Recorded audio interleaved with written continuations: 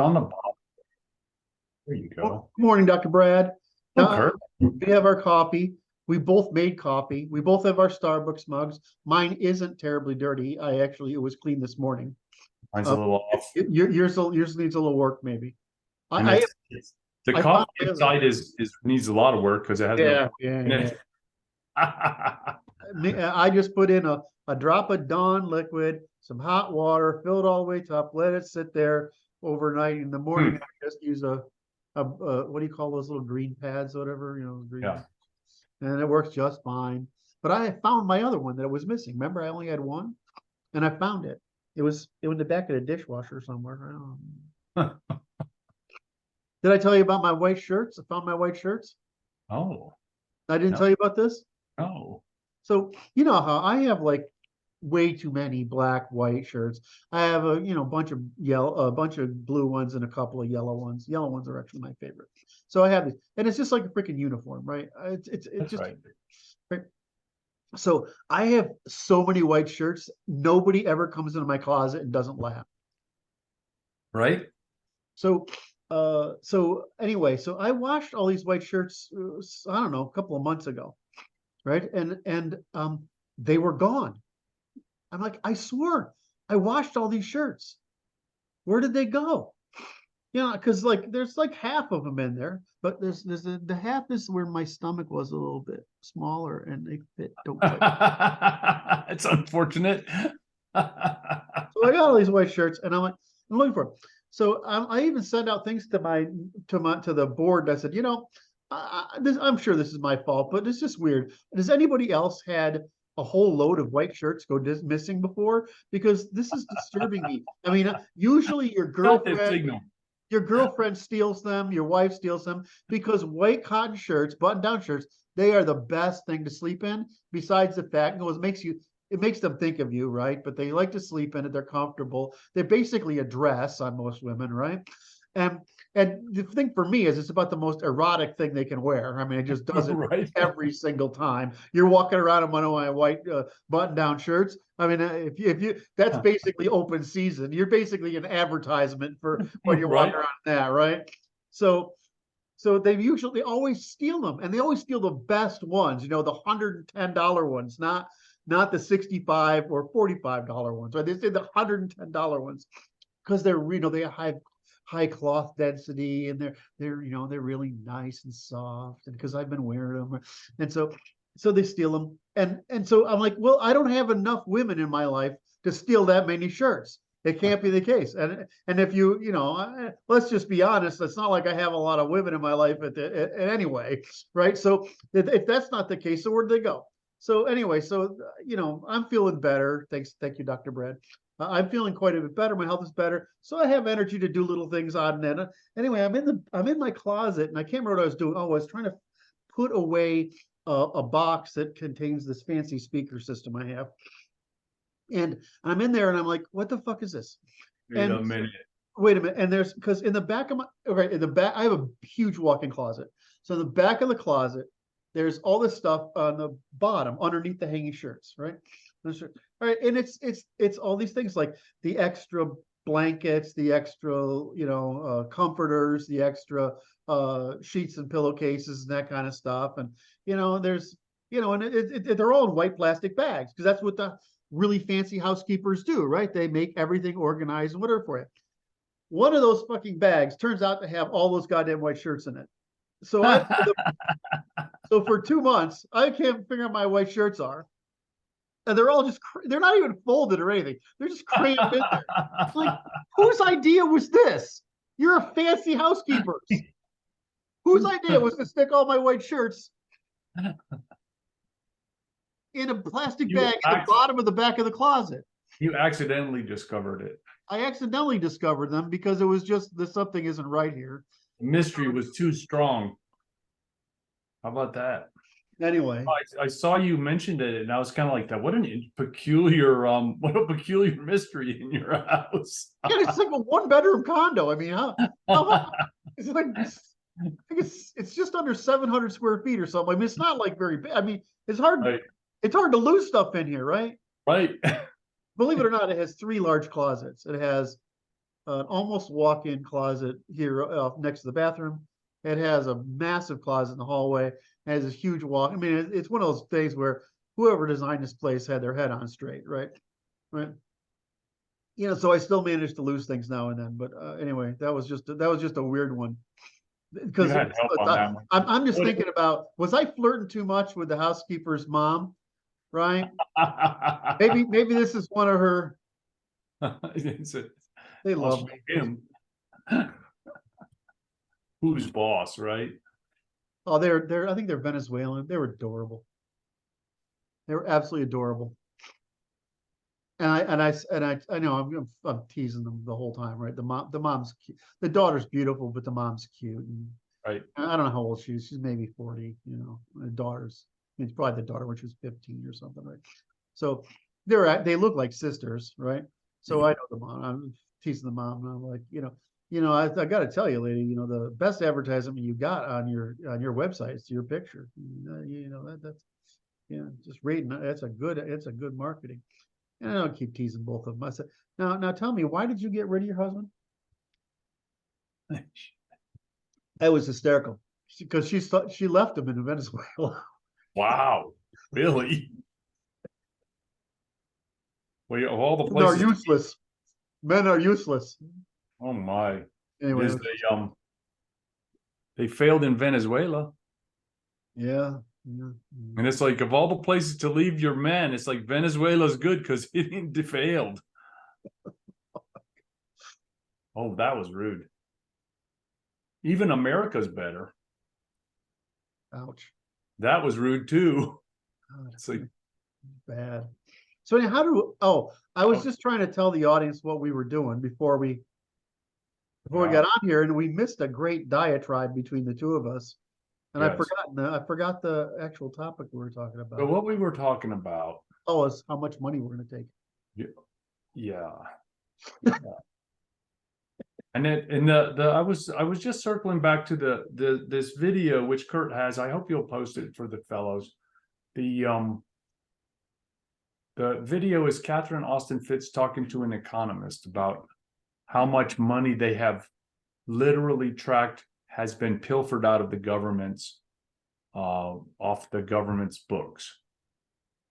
And they count something like $21 trillion. Is it Financial Coup d'etat? Yes. Money for the Beginner with Dr. Mark Skidmore. Yes. Called a Solari report, SOLA. Yes. And so I will introduce Catherine Austin Fitts if the fellows aren't aware of her. They should know her. You better introduce her. I think so. And so Catherine Austin Fitts is a former Undersecretary of Housing and Urban Development, who apparently stumbled upon some financial shenanigans in the government and her interactions with people who manage large sums, like retirement income in retirement investment groups. And she was subsequently hounded by the legal system, and she had to spend $1 million to defend herself, to keep herself out of harm's way. And she did it successfully, but she's rebellious. But to hear her speak now, and it's like about off the books, and it's like you're waiting for her to talk about aliens, and you know what I mean? It's like it's like this. It's like, and she's the squarest person you can meet. She's as square, and you're like to hear the like Alex Jones channel turn on in her head, and it's like, wow. Anyway, so it's worth watching just because it's like she has been radicalized in a way by her experiences with the real inner workings of what's going on in Washington and the financial industry. And then she's talking to this Dr. Skidmore, he's an academic economist, and he's doing some very interesting research. And they're talking about what I was circling back toward was there's part of that discussion where they were talking about excess deaths during the COVID and then from the vaccine. And it's like this, and it's like he's doing research on this, and as an economist would, and he talks about he's just a square economist, but he's talking from this perspective, which is very radicalized, because it's like the truth will set you free, and it will make you look crazy to the people who are trying to adhere to the norms that are being they're being enculturated by people who are not friendly to logos. Mm-hmm. Well, I mean, don't all of us have epiphanies? You know, we all go through life, and at some point you learn something like, wow, I had no idea, right? Having an epiphany is not a rare thing for most people, right? I mean, it might be that, wow, you don't do that, you know, because it hurts, right? That might be the level of your epiphany. Or it might be like, you know, wow, people are really not quite as bright as I thought. Or it might be that mom and dad are not the scions of virtue and wisdom that I thought when I was a child, right? These are normal people's epiphanies, right? But they forget that epiphanies scale with the scale of human organization. So you start having epiphanies, right? And some of them are pretty painful. And then when you have this epiphany, you realize other people can't have it too, right? They can't understand because they haven't seen it, and they can't, you know, they haven't seen it up front, and they can't, and to them, they don't, they hear a story, but they don't see the evidence, right? And so this epiphany keeps happening. Now, you had an epiphany, right? You know, about this work. I don't like some of my epiphanies, and she's had an epiphany, and some of our epiphanies are like, I'm fucking pissed. This is just morally reprehensible. I can't let this to go on, right? I mean, and she's had one. I mean, she had an epiphany. You know, some of us, you know, the difference is some of these epiphanies you have, it's like, you ever meet how the really venomous ex-smoker, Okay. right? They're like, smoking's bad for you, right? They just want everybody to stop smoking, right? What else? Well, that's an epiphany about smoking, right? But if you talk about epiphanies about government malfeasance and you get in there and see it, it's like, oh my God, we need to burn people at the stake again, because that's how bad it is. I'm gonna make you need I'm like, it's as you're telling me this story, right? You're describing the epiphanies, which I appreciate, by the way, but it goes to, I'm thinking of you as an English shopkeeper, okay? And I'm like, okay, and I'm like, I'm walking down the street and wherever in the aisle, the British Isle, and I want to go to Kurt's place, and I see Kurt's. What's the sign? What's the sign? Sacred cows murdered here. Oh, okay. It's just, you don't even want to know what's going on inside.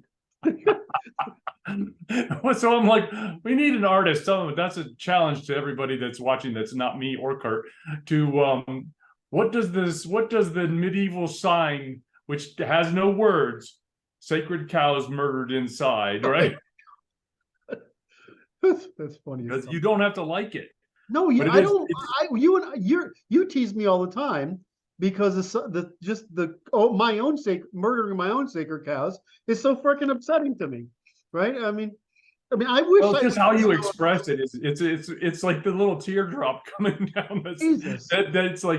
It's like, oh, this you'll I don't remember what you say. It's like you say it upsets you or something like that. It's just like this little teardrop going ping. Because it's real, and it's real. I feel it. And after, you know what? When you first started working with me, you weren't so merciful.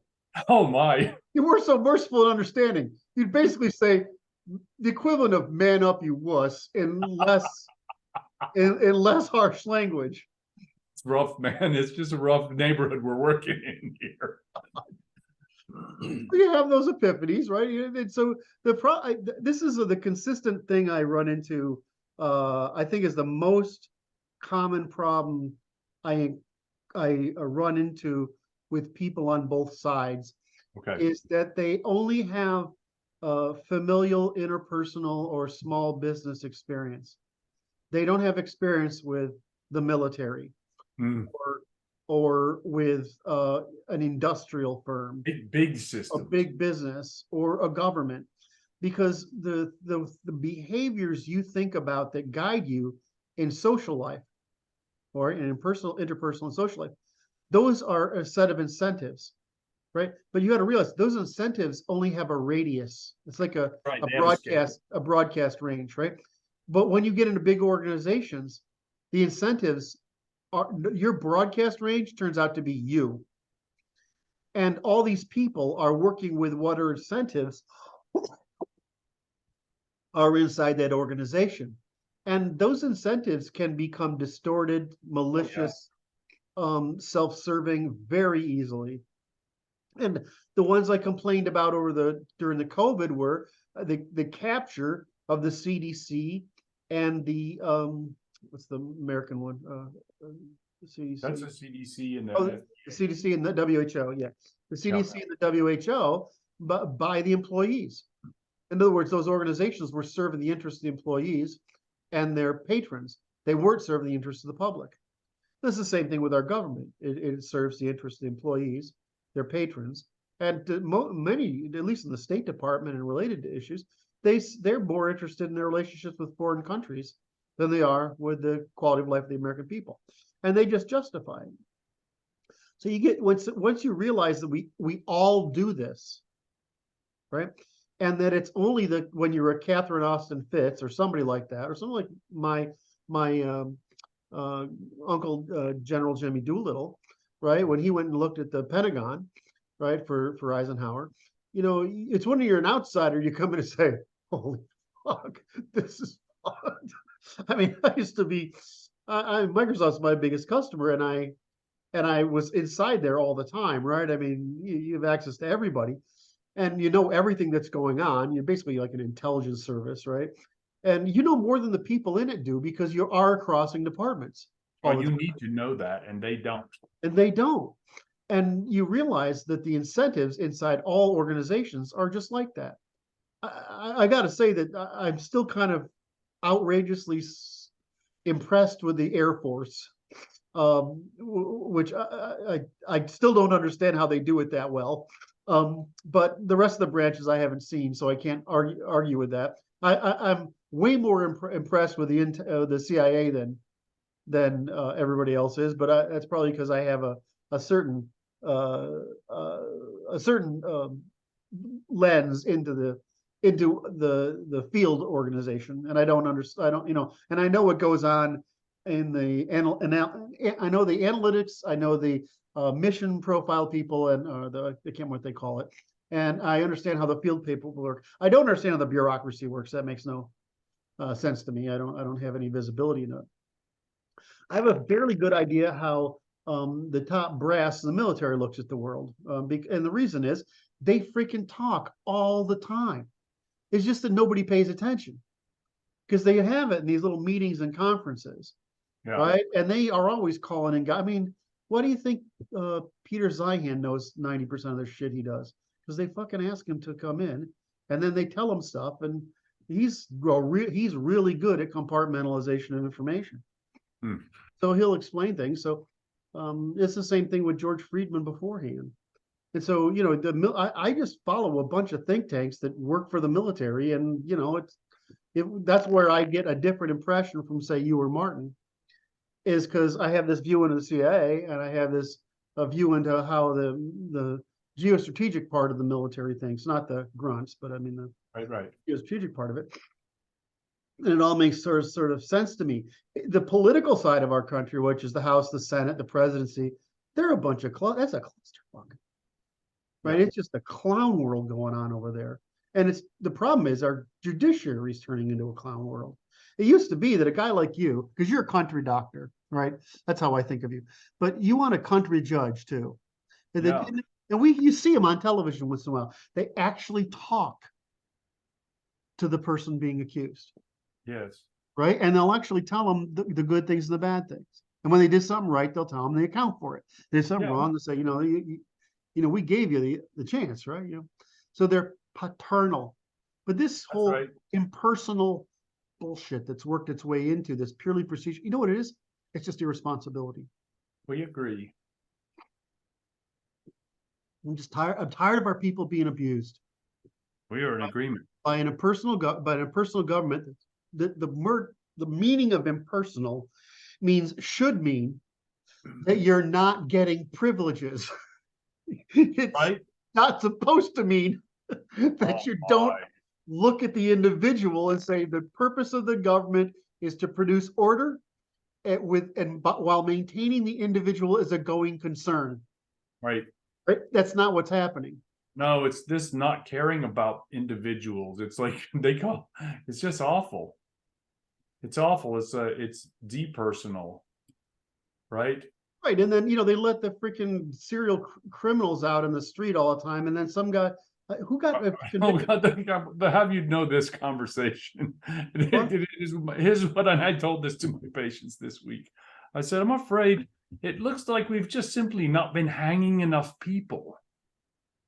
Because it's like that the criminals think I don't know why, but they are right. We're under punishing.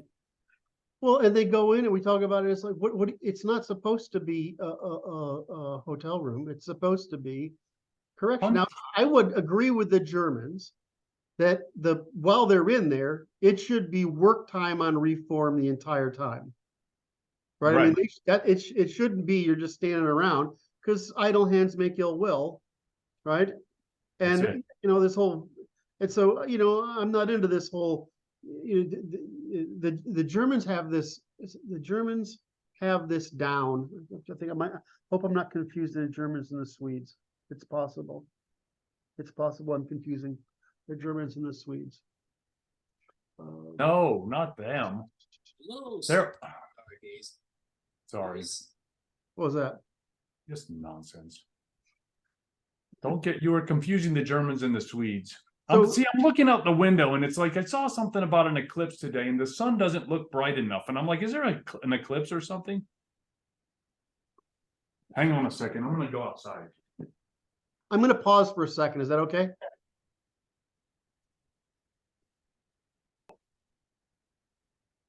Hello? Okay. So, Brad, what happened with the sun is definitely eclipsed. Is it? Quite significantly. You sure you're not just having a bad mood day? No, because I did it. Well, there's that. I made this little hole like this to make an image of the sun as a camera obscura. Oh, you're so amazing. And I saw the big chunk taken out of it. It's like, yeah, definitely low insolation day. Isn't Arizona a zone that gets a lot of eclipses, or just that people go to Arizona because it's easier to see them? There's no clouds, so I'm like, it's easy to see them. But they kind of don't. They occur in narrow geographic bands, so you can go there and not see it if it's not occurring there. I don't know. Isn't that an Einstein? Einstein had that problem. Was it Einstein? Einstein had that problem. I'm a better historian of science, and because I know this is like a legend in the physics community, is that Einstein needed to get a measurement, and the day he and his people, or the people he sent, I can't remember what, went to get the measurement of the eclipse, the weather occluded. Just ruined their day. So as far as I remember, somebody did it later on. I could have this. I could be mixing a couple, but I'm pretty sure that's close. Anyway, and then there's somebody whenever I do something like that, if you notice, the audience always answers the question. See, I like that. It's a suggestion that they should. Crazy autists. I love our people. I can fix this. It's like it's bothering me that it's a hanging chad, so I'm going to answer it. Yes, exactly. It's bad. I love it. I can't help it. I'm compelled. So I want to, without too much distraction, because I really love this. We're going to go get our money back type of thing. Because that's our direction of our conversation, was something like that. But we are growing like crazy all of a sudden, and it's madness. Now I had a hard. How do you quantify that? Well, I had a hard time. So I joined Twitter, and because Facebook was becoming too challenging, right? So I joined Twitter, and I went from 0 to like 4,000 or 5,000 immediately. And then there was some sort of purge of accounts, and I went down to 4,000. And then I don't know what happened, but I got censored or something. and every 100 was hard. And then a bit ago, when Musk came about, I started going up again, and then it slowed down again. But ever since I started with your freaking message of colonialism, I can't. I mean, I'm just going to play that one for a couple of months because I've added like 1,000 users in the past 2 days. Wow. So it's really going. I think there's probably something. It's crossing 10,000. You probably get a broader. There's probably some algorithm that says if you cross 10,000 users, you're probably worth listening to, or something. But anyway, our reach has gone crazy, and what I've noticed is that it's a lot. It's getting closer to the.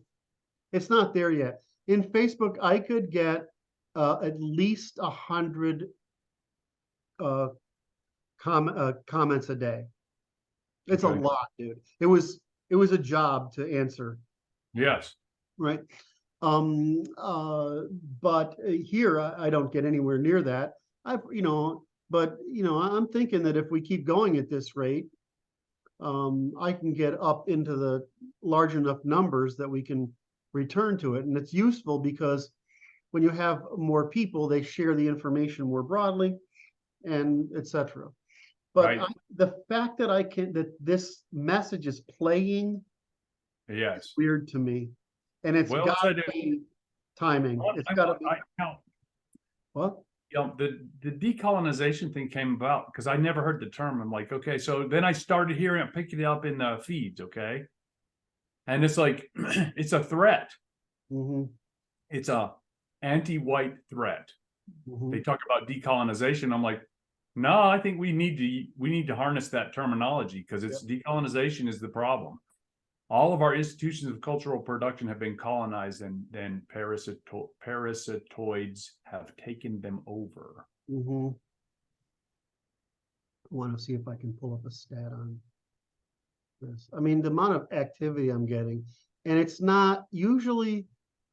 I get a bunch of bad people with every right, and I only had like 1 or 2. So either Twitter's being much better at it, which I think they are, or we're reaching the right group of people with the right message. I don't really know, but something is looking really quite good. I feel a little bad because I'm actually I have a lot of people of Middle Eastern ancestry. Now they're all educated, and I don't like being put in the middle right now.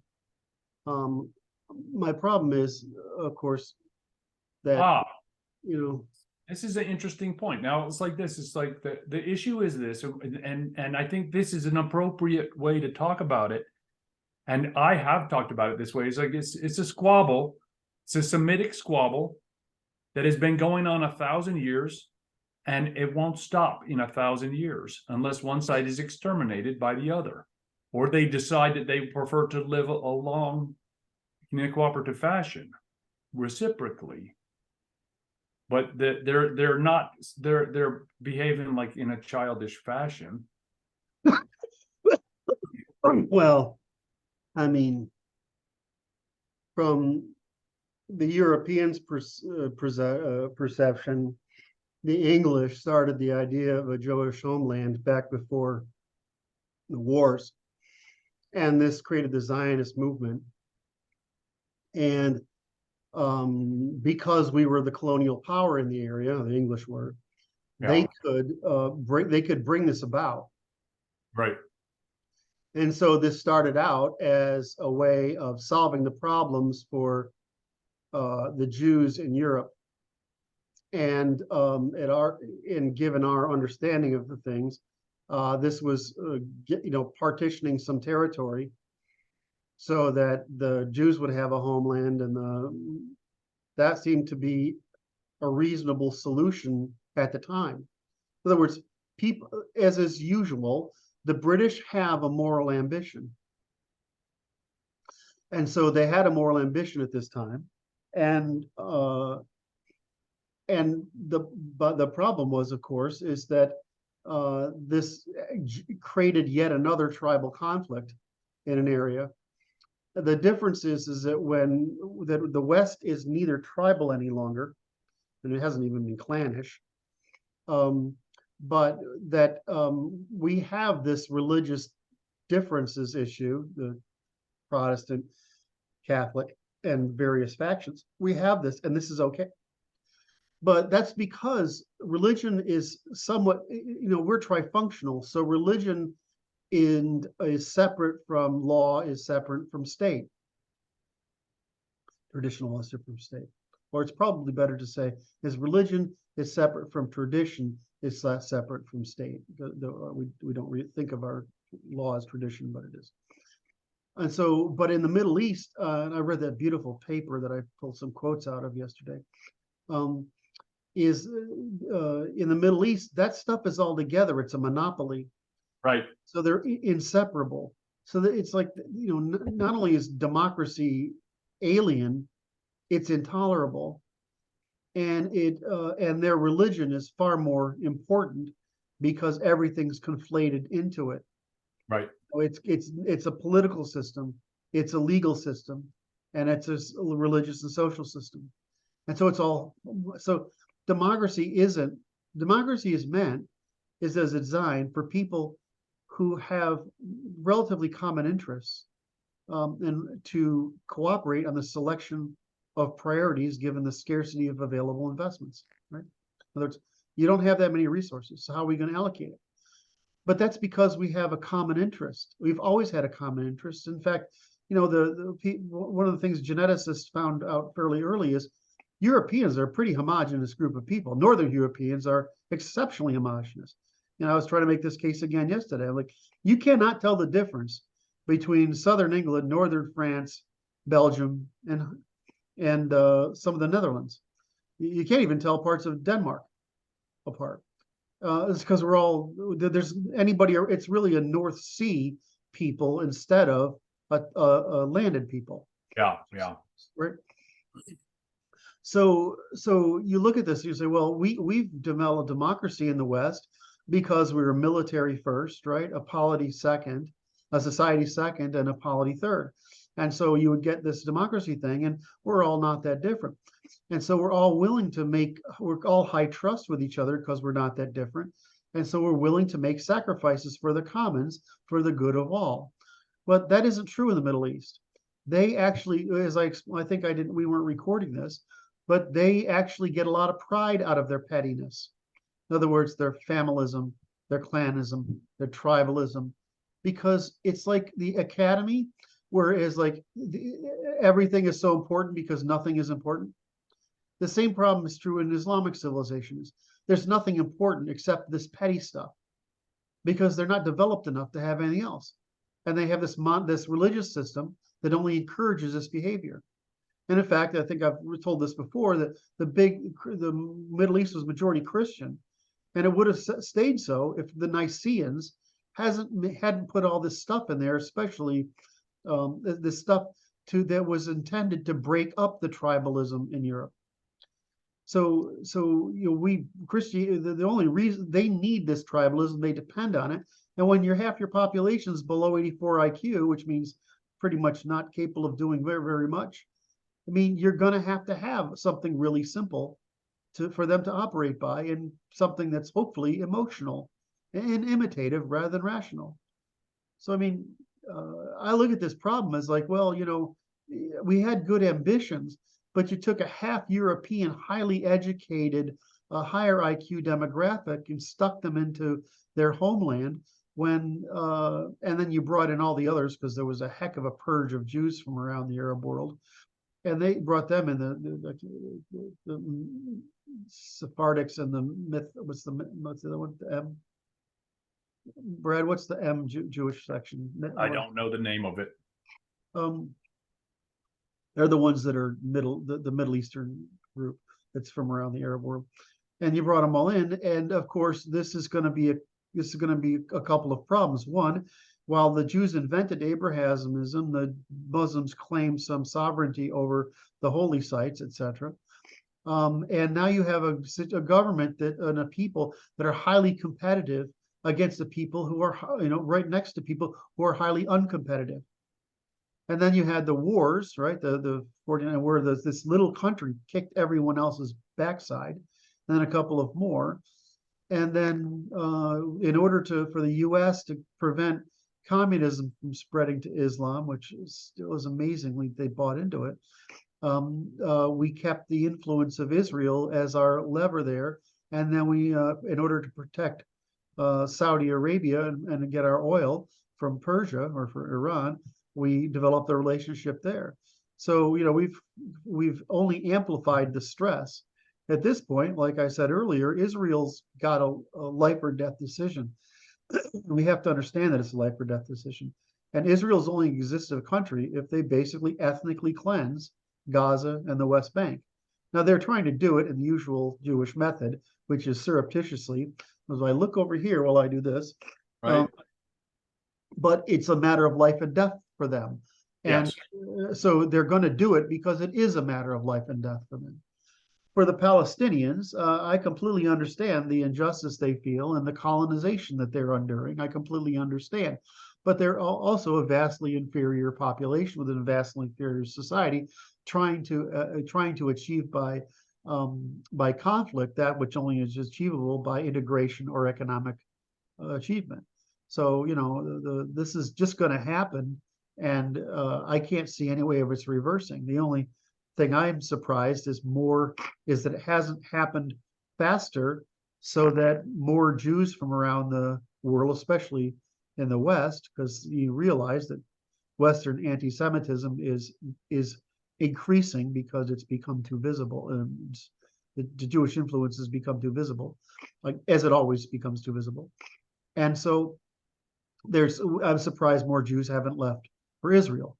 But once this happens, once this matter is settled and it is colonized and there is safety, I expect more people to return there, because it sort of appears to be half and half, as that some people is that European Jews are outbreeding into the Christian population pretty fast, not as fast as Asians, but pretty fast. But they aren't. But there's a plenty of people who still hold to their tradition, and they might want to hold to that tradition if we restore intolerance for hostile cultures and behaviors in the United States, in the West in general. Which it's going to happen. It's happening now. Did I talk too much? Did I talk too much, Brett? I'm sorry. No, I would never say that. I don't know if that's true. I don't know. Okay, that I will admit to it at this time.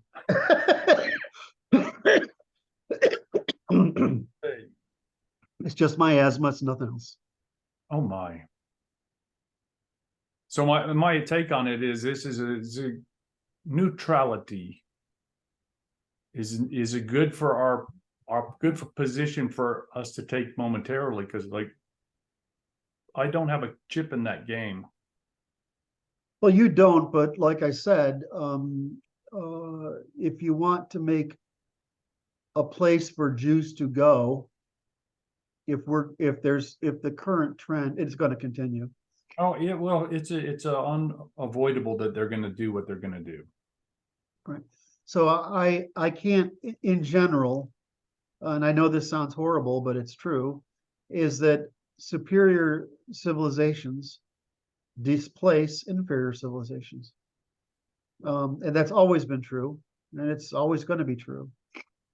And but that doesn't require me to be involved. Well, I mean, I'm not saying, that's not what I'm saying. I know. That's what I'm saying. Yeah, I know, because you're a very I wish I had your stoicism and your ability to obtain to maintain conviction. And when you make it, you're I thought it was funny. You told me somebody accused you of being indecisive the other day. I'm like, are you fucking kidding me? This guy's a rock. It's okay. What? It's okay. You're just polite, right? I try to be nice. What? I try to be nice. Yes, you're polite. Well, there's nice and polite, and there's a kind, nice, and polite, right? To the point of the scalpel. Right. Yes. So you're a nice person, you're kind and polite, but you're not indecisive, and you're not exactly agreeable. You're just polite, right? And so you'll be polite and get things through, whatever. But indecisive is not a trait I have ever noticed in you. Thank you. So those are two things I love about admire about working with you, is that your stoicism is something I'm actually, and it's like there's no good word that's really bother. I want to say envious of, right? But I don't mean it in envious and negative, sir. I mean I wish as a compliment. It's something I wish I was. Thank you.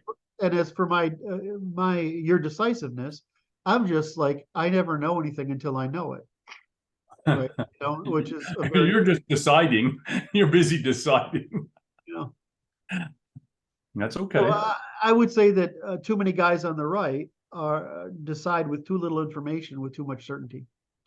And that's good, because what do? We act quickly on serious problems, right? That's right. And we don't take, and if it's not serious, we sort of let it go, which is unfortunately this is a serious problem. So anyway, it is a serious problem. It is a serious problem. So where were we? Where were we on? We were on the Israel Palestine thing. So the reason I'm a little freaked at present, like you were bothered by the I was bothered by the Ukraine and Russian thing, because I love those people and I consider that my adopted home. Right. So I like those people. I don't just like those people. I love them. I consider that my family, sort of. I understand. So that really bothered me. The problem is I also love the Russian people. I just don't love the Putin government. Right. So I have the same feeling about Russia, because this really bothered me a lot. But in the sense of it spiraling into a world war, I'm like, that's not going to happen, because it would mean the end of Russia forever. And they can't, and they're not stupid. I mean, Russians may be propagandists. They may be the world's best propagandists by orders of magnitude. They're decades ahead of us. But Russians are not stupid by any measure, right? They're also not plagued by our naive optimism, right? So I'm like, this is not going to happen. On the other hand, if I flip it over to the Middle East, you're talking about Israel, the Palestinians, Iran, Syria, and this Hamas, and what's the one in Jordan? I don't know their names. I could have told you 3 minutes ago, and I've forgotten already. All right, ISIS, Hamas, they're all these. So all these guys are doing their thing, and I'm like, okay, I see World War here. I see World War. Intention. That's the intention. I know, and of course it is. It's exactly what they're trying to do. So Iran's doing this. Iran's paying for it. They know exactly what they're doing, because they don't want an alliance between Saudi Arabia and Israel, because if they do, then Iran's future is fucked. So it's absolutely obvious what they're doing. Iran does this. It pays for it, the whole thing. There's I can't remember who in Intel said this to us the other day. Anyway, too much going on for me to keep it all in my head. So that's obvious. But what bothers me is now it's like I said, there was the problem for the West is if the three imperial factions of Russia, Iran, and China act at the same time, we can't cope with it. We don't have the munitions to cope. We have the platforms, we have the planes, we have the ships, we have the submarines. We don't have the ammunition to fight the war, right? And it's not like you can call Raytheon and tell them to spin up. It's like the same problem we had with what's the low launchers we sent over there? Tubes. Yep. The tubes launchers we sent over there is like, you can't tell Raytheon to spin that shit up overnight, right? I mean, it's high tech equipment. And so it's not like they're like, building, calling up General Motors or Chrysler and saying we need to convert to building tanks. I mean, they can do that in a heartbeat.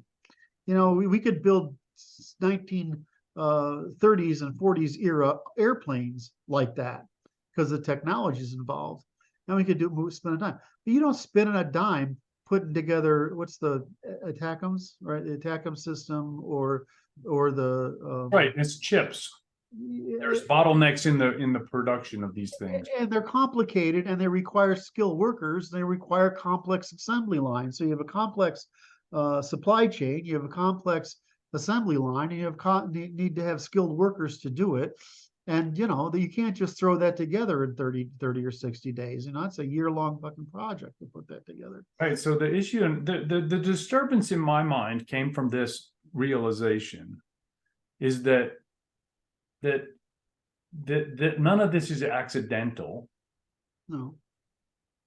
That Israelis and Palestinian militants are involved in collaboratively creating this mess for higher powers that are not friendly to you or me. Well, hold on a second. I got a problem with what you just said. It might just be the words you used. They have a legitimate beef against one each other that we should recognize as illegitimate because it's a matter of what survival. Sorry. So yes, they are pawns of third parties. Is that what you mean? Yes. Yes. Okay. And the state of Israel and the United States are participants in this process because the Israeli intelligence did not fail. I don't believe that for a minute. Well, that's a myth that is being generated for some psychological impact, which is just. You're hypothesizing that, but we've talked to a bunch of people here, right? We've seen them come out, and they knew something was going on, but apparently they didn't believe the Palestinians would risk it. Now, this is a poor military planning at the very best. It's like a failure of military planning because you don't plan on, I hope they don't, or I don't think they will. You be ready. Yeah, especially when the opposition knows that you are too excited about your holidays and aren't going to staff your outposts and military facilities. And then you're going to, it's just, I'm not as a I can't remember what the guy's name. They call him Deef or whatever his name is. The guy who organized this. Okay. The Palestinian side.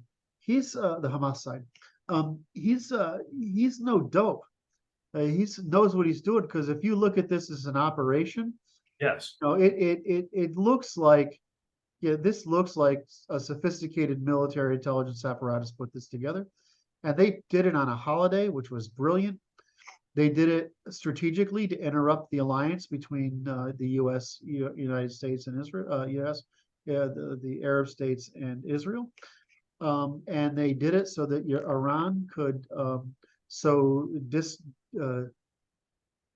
discord, and so that the would tie up the U.S. in another conflict. And Iran knows that it's very difficult for the U.S. at this point to take direct action against Iran. Iran is not strategically a problem simply because it's a fairly big country with 70 million people. This isn't, Kuwait. It's not even Iraq, right? It's a big country. And you really have to bomb a lot of places that have a lot of anti-air superiority to do some damage there, right? And aside the fact that, the way we used to have a really good relationship with Iranian intelligence, even after the mullahs. And so we just want them off the nuclear program, and they don't want to be off the nuclear program. So we can't allow them to have a nuclear program because they're irresponsible actors already. So, you look at this and it's like, okay, I understand what Iran's doing. It's a freaking chess move. And it's a good one. I understand what Hamas did. They executed a chess move, right? So you're right, is that it was a failure of Israeli intelligence. But they see this stuff all the time, right? I don't know. I just go like this. It looks like baiting into hazard to me. U.S. had 2 days notice. than they did tell Israel.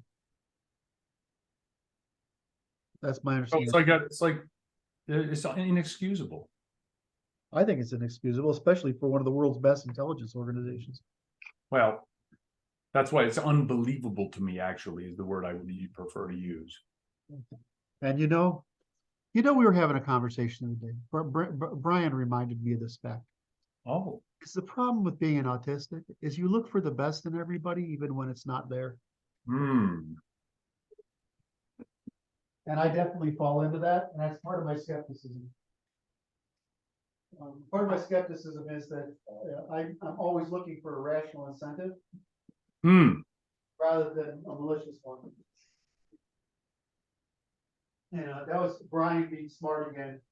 I'm glad he's showing up at management meetings now because he's the best person understanding marketing we have. He's not only good at it, he's great at it. Marketing, branding, positioning, he's quite good. But anyway, I had to go get another cup of coffee. I know. Because, Brad, can you tell him with the amount of talking I'm doing that I'm feeling better? Because I'm not sure this is a good thing. You might want to make me sick again. Shut me up for a while. I feel a lot more like I did in 2014 when I was mostly there, I forgot there's a little too much energy behind the autistic motor than is good for me. Well, shoot, and like I say, you just like what a strange world. Did I push back too hard on you about your conspiracy? No, it's okay. It's like it's not. I'm holding steady. I maintain a healthy skepticism of my understanding. Because I recognize it as a Polaroid in process, right? It's right. It's okay, and the more information will come out, and it's like but it's not. There's the purpose of the conversation was related to the fact is that both sides are attempting to rally us to their side. That's correct. And which is like fascinating. Why? Well, because everybody says America sucks until Daddy come cover my ass, and it pisses me off. Well, it's the Brits are getting the same thing, and it's like what there was worry yesterday about a fifth column of terrorist behaviors in the West from all these people that have come to dwell in our lands. I mean, if you saw the demonstrations in the UK, the obvious answer is you have to go, all of you. We understand one another. I promise. I got a friend. Got mad at me because he's married a Muslim woman. Oh, you say, okay, she's Muslim. She's also got, a 4-year degree in a technical thing, and right, they're not practicing, right? She's not practicing. He's Christian. She's not practicing. So, okay, great. So the problem is, how do I say to him, yeah, your wife? I don't mean his wife has to go. I mean, you know what I mean? Okay, so he got mad at you irrationally. Well, I mean, I understand. Defend your fucking marriage and your wife. I mean, I wasn't there. He actually got mad at me because the review I gave him, the recommendation I gave him, he felt wasn't good enough. I'm like, dude, I don't know you any better than that. And he got kind of, I'm like, I'm a CEO, and you work for me in another country, right? And I only get to spend, a half an hour, an hour with you 2 or 3 times a year. Right? It doesn't mean I can't look at the evidence of your behavior, in other evidence of your performance, the evidence of how people talk about you and your organization. We have this amazing system that you can give compliments to people, and everything has to be toward a better you, right? You can't be just this person's an asshole. It has to be toward a better you, right? And so he's got good marks from people that he works with in that. His customers never complain, right? But he's a little bit assumes too much, and whatever. So I'm thinking, okay, great. So I say what I know how to say is that I think he's really great. He will be really good in this position. And what I always do to sound honest is I say he may need work in this area, but I'm sure he can achieve it. And when I do those things, the person who's the employee doesn't understand what that means to another person reading. Right. They're not understanding. Oh, I understand that. Qualification is what is what makes me not be giving bullshit. In other words, it makes my words have credibility. So I usually find some minor thing they have to work on. So of course he gets offended about that, and then we're talking about it. And I'm trying to explain to him this, and then he gave me some example. I said, well, it's like the Christian and Muslim thing, blah blah blah blah. And my wife is one money. Okay, I can't win this fucking conversation. I stepped in that one with 2 feet. I'm like, okay, I've really gone over, but he was too emotionally lit. Well, he's a sales guy. But anyway, he's done well. He's done fine. Well, but you get into these issues. So does his wife need to go? Of course not. I mean, does my Egyptian friend need to go? Of course not. I mean, the guys that, any guy that would follow us, which is usually Turks and Persians, right? There's some Egyptians, Turks and Persians. That's usually what it is, right? Because there's a clear intellectual movement in Turkey and Persia and in Egypt, right? And they're not part of this core Arab craziness, right?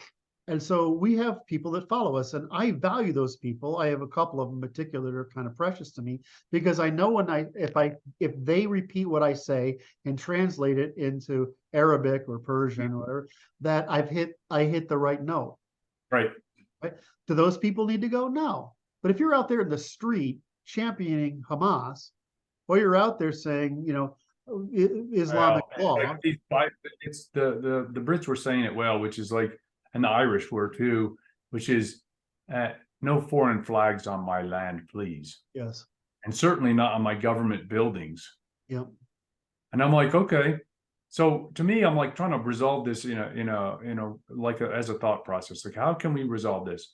And it's like, I think we can make cities be metropolitan zones that we can have the people live here if they want to live here, and I don't care if they live here, but they don't get a vote.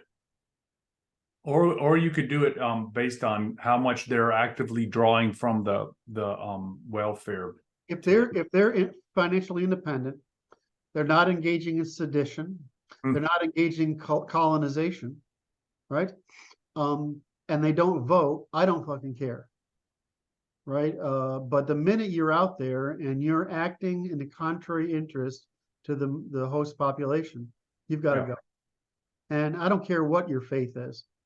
That's right. And I don't seem to be getting, even with the Indians, we're getting their upper classes, so they don't seem to be too bad. But no, they're all right, and they're like, those guys are interesting. I like talked to a fellow that he works at the mine here locally, runs a lab. Yeah, and his father was an engineer for British Guiana in the 60s, and he came up here in the 70s and has been here since. And he regards himself as a guest. Yep. And he's very smart fellow, and I enjoy talking to him, but it's like he doesn't see himself having a chip in the game. And I'm like, okay, he regards it as our place.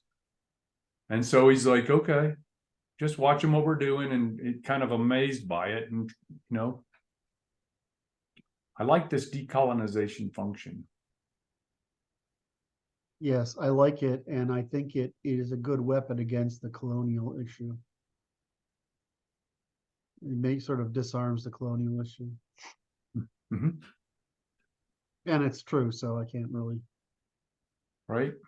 go against it.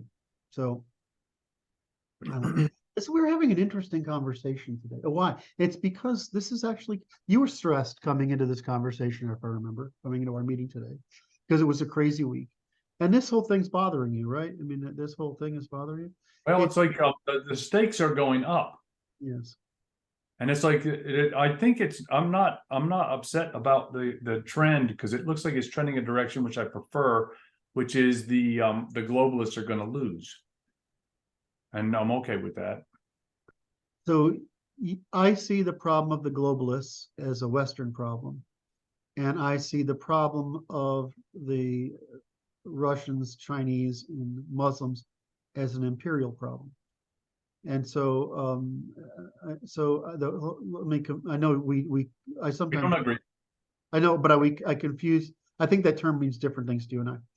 And so, because I view what America does as a technology issue, not as a technology, not as a government issue.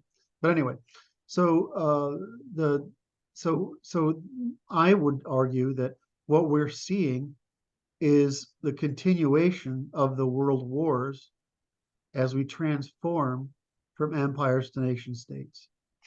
And we're seeing the last conflicts left, and those conflicts only exist because we didn't finish them with MacArthur and Patton. If we had finished them with MacArthur and Patton, just as they wanted to, we would not be having these issues. The Middle East would have always been so backward, but they would have had no sponsors. And so it'd still take the Middle East another 50, 80, 100 years to complete its transformation. But I see it as a continuation. It's sort of like the spread of agrarianism. The spread of industrialization sort of put a bullet in empires, because an empire is really a territorial thing because of the value of land for agrarian purposes. Right. So what I see is the emergence of nation states, and the difference is you have under the George Friedman's model, you have a civilization that functions as a core state, which right now is America, and federations of nation states, and you, instead of empires that dominate parties that don't want to be dominated, ruled. And so the problem is China and Russia have a real problem we're not accepting, and the Middle East has a real problem we're not accepting. Russia has a real problem, is that it needs to be an empire because of the level of development of the many minorities that are across it. So they have a different problem than we in the West have. China has a similar problem in that they feel they need to have that dominance and control over the primitive people, especially the Muslims to the West, because China is very conscious of the danger of Islam, and they are absolutely positively against it, as they see it as cancerous, and Russia sees it as a problem that needs to be contained. And the West is still foolishly optimistic and Christian in this kumbaya happiness of everyone. And Africa is still under the burden between the success of the Christian states and their illiteracy is down to 30%, but Muslim Africa's illiteracy is 65%. So you're having this natural problem of the Christian and the Buddhist and the Hindu world are resisting the colonization of the underclass by the Islamic world. So now, if we take Iran's perception, they want to be the core state of Islam, and the problem is that the Sunni Shia divide is significant enough that this is not acceptable. The North African and the peninsular states, the Saudi peninsular states, the kingdoms, and Israel have more in common than they do with Iran's ambitions, and especially Egypt. I can't imagine why they'd put up with it. Iran's ambitions, especially if you're the Saudis and you realize Iran is trying to capture the whole north end of the Persian Gulf and all the oil fields, even those held by the Saudis. So if you look at this region, it'd be nice if Turkey was the hegemon, or actually genetically Greek, right? It'd be nice if Turkey was there. They have the IQ for it. They have a better IQ. That's not tremendous, but it's an advantage. They have the technology and economy for it. They have a level of development for it. It'd be nice, but you have Turkey, you have Iran, and you have some collection of the I can't remember which one's Sunni and which one's Shiites, but the southern folk around the Saudis, and then the truth is the North Africans, they sort of want to be their own thing. You know, they're the Berber people, the Egyptians and the Berber people. So this whole thing of creating a caliphate is not in anyone's interest. But if you've got, you know, the problem is the Iranic population is halfway across Turkey, right? It's halfway. So we've got really bad borders. And if we solve the borders problem, and if we nuked the oil, if in other words we didn't need oil, or we just nuke all the oil processing, it'd be Africa again. So Israel is the hot spot because Israel produces technological leadership. And so the way I view it is, you know, if we fix the border problem, you'd have a pretty good group of states able to do everything. And the only really hostile actor today is Iran. And there's no difference between how the clergy, what's the upper level clergy called? Anyway, the clergy that's in charge, they're just as much of a rent seekers as the Russian oligarchs and the Chinese Communist Party officials, right? They're just talking about the mullahs. The mullahs, yeah, the mullahs are no different from Putin's gang. There's no different from the Chinese Communist Party's gang. They're all parasites on the underlying population, preventing them from economic development and, frankly, peace and peace of mind. So I just see it as a continuation of the world wars. And I think the mistake with the problem of the world wars is not understanding it was the end of the empires. What was it? To me, it wasn't the end of the empires, and that this is where I differ from you in your analysis, which is the transfer of the British Empire to American hands as the Central Atlantic state. And the issue is that this operation was done by the same parasitoids that have taken control of our government. And I regard them as imperial in their ambitions. Okay, I agree with that. And they have taken, it's an existential fight the Russians and the Chinese and the Iranians are facing from this group. And so it is incumbent upon us in America to rid ourselves of this parasitoid and decolonize, and then we can begin operations in a proper reciprocal fashion, not internationally. Yes.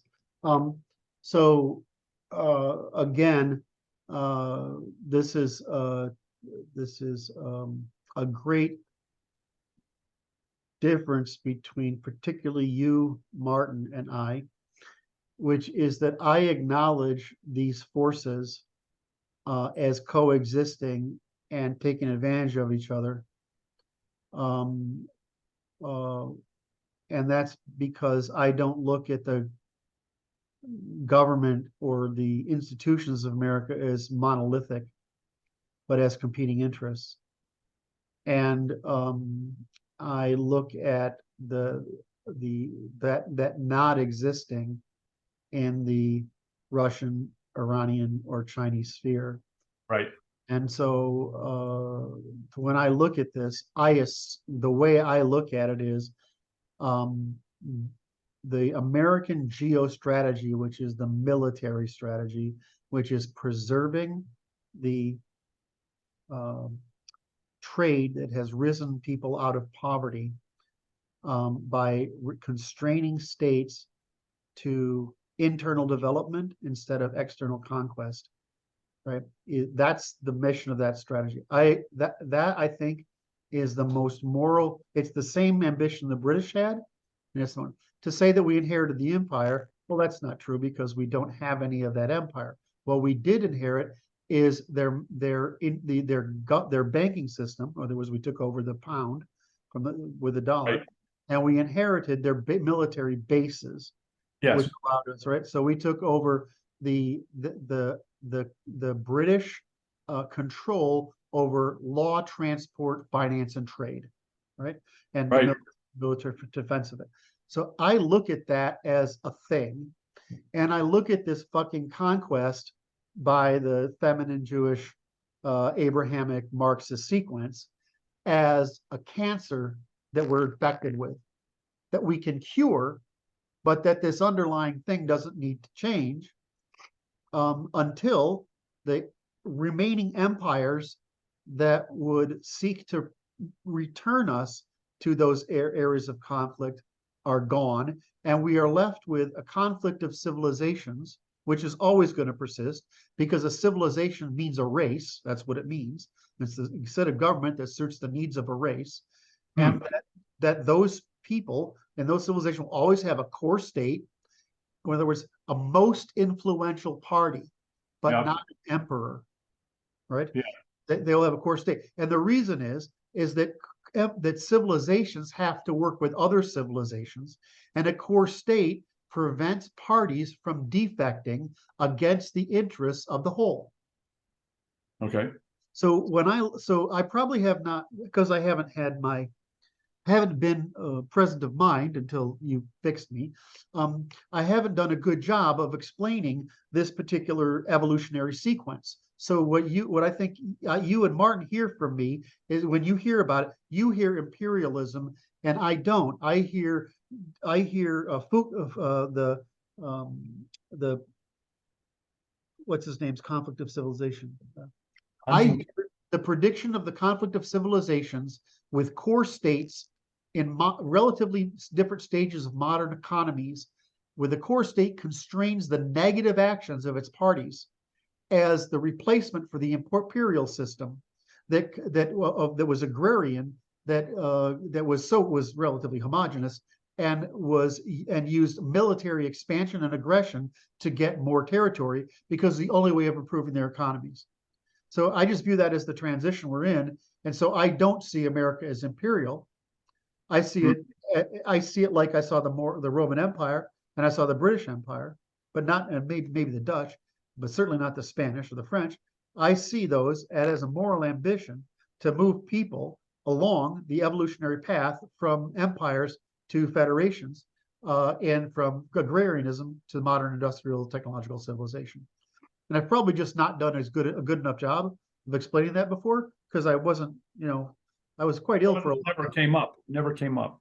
It came up. I just failed it every time because I didn't put enough effort into explaining it. Well, that was good. Did it make sense what I just said? Did that make sense to you?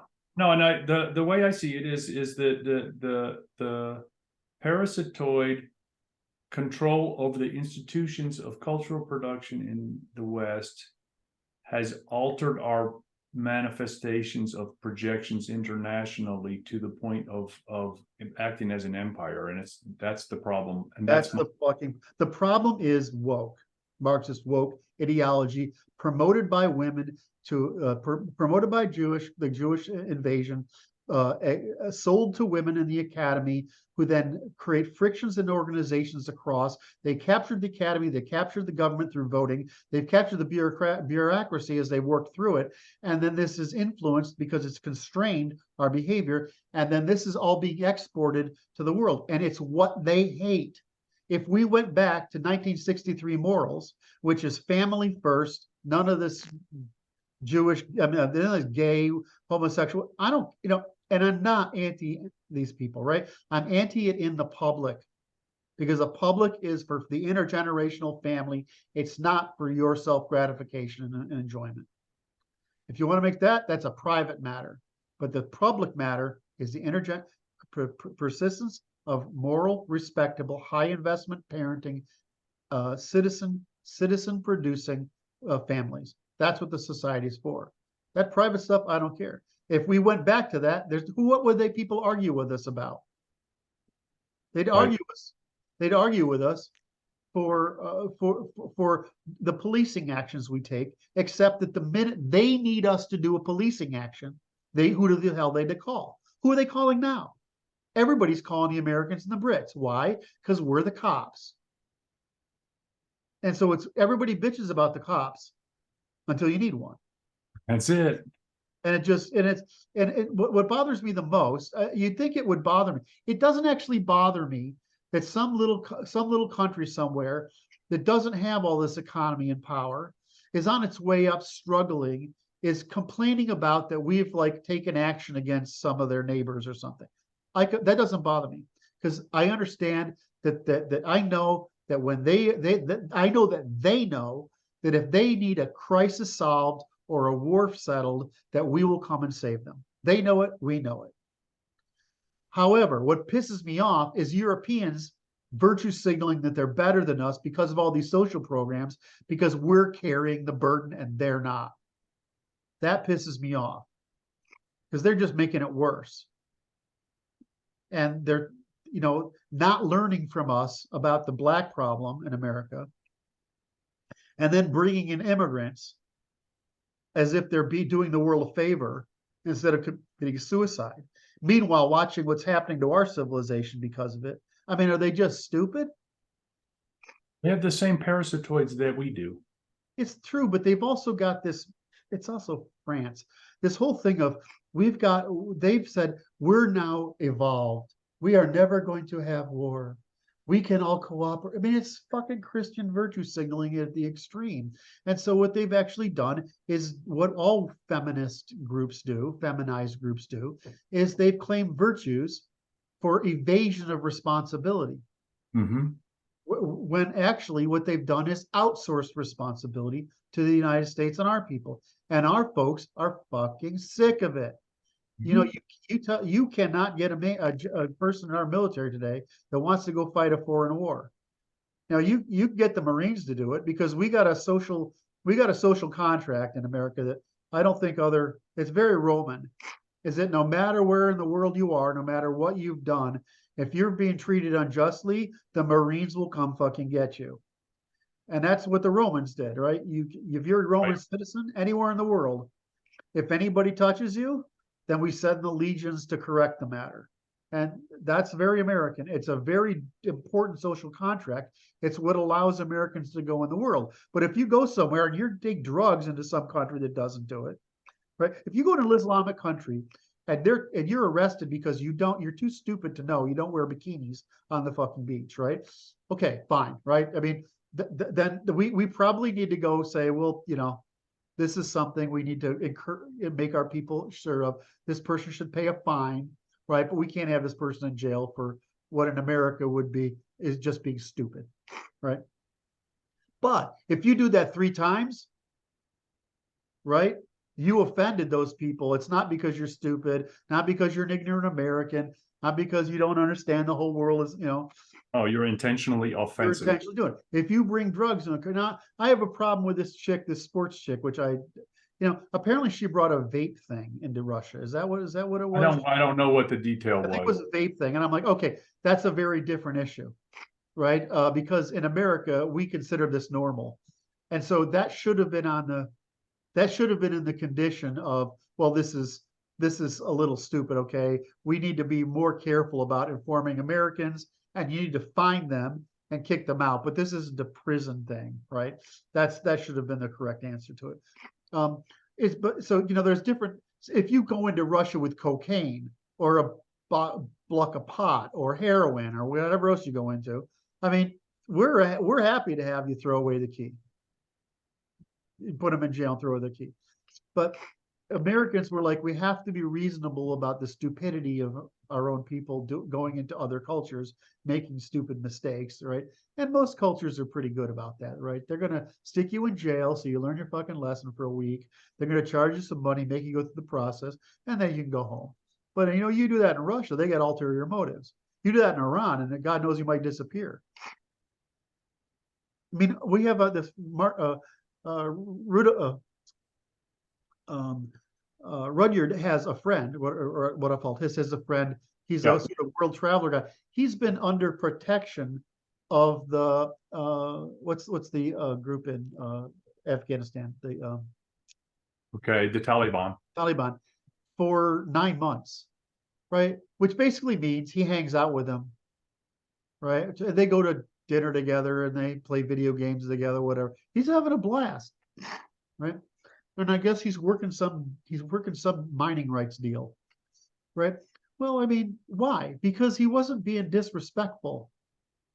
It's the same thing everywhere. If you do something wrong, even in America, don't assume you're right. Right. I thought I was doing okay. If I wasn't, tell me. oh shit, I really screwed that up. About 80% of the problem is people negative reacting.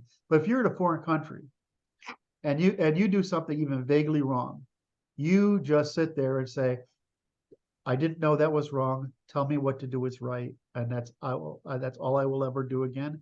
If there's a fine for it, I will pay it. I apologize to you and Right. the people. I mean no insult. You just keep going like this, not like asking, not crying in teary eyes. You say, I'm honestly sorry for this. I didn't know I made a mistake. Almost everybody's fine. What did I do? I did something in Italy. Because they have like their FBI is more like the Italian FBI is basically an anti-terrorist organization. So they have like local police, and they're nice. They don't have guns usually, but their FBI, they're scary, and they're scary fuckers, right? So I walked up to them and I was asked a question, and they just circled me. I'm like, these people are trained. They didn't just stay on that side. They got all around me in seconds, right? And I hear this question, and so I can't remember what question I asked them, but they didn't like it, and I said, I'm very sorry, I didn't understand. It wasn't like it was just it was something stupid.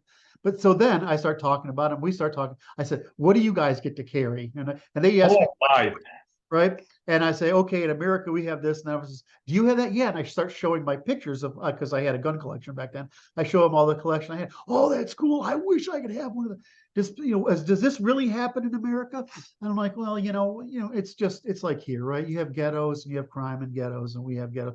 And the difference is there's more guns in our ghettos than there are in yours. But I mean, it's the same. It's just, that's where the problem is. It's not everywhere else. And so we have a great conversation. It's fine. It's just being respectful. That's right. I remember I was in England, and it had the little rotten lady from New York talking, and she was being a real jerk to the lady. It was in York. She's being, you want how much for that? And I'm like, okay. So I said, I'm sorry. I apologize on behalf of the rest of Americans. Unfortunately, we're not all like that. Unfortunately, we're wealthy enough to travel, so people who shouldn't travel do. And right, okay, fine, right. Just be respectful. It's the truth for anybody. Just be respectful. This is regular coffee. This isn't coffee. This is decaf.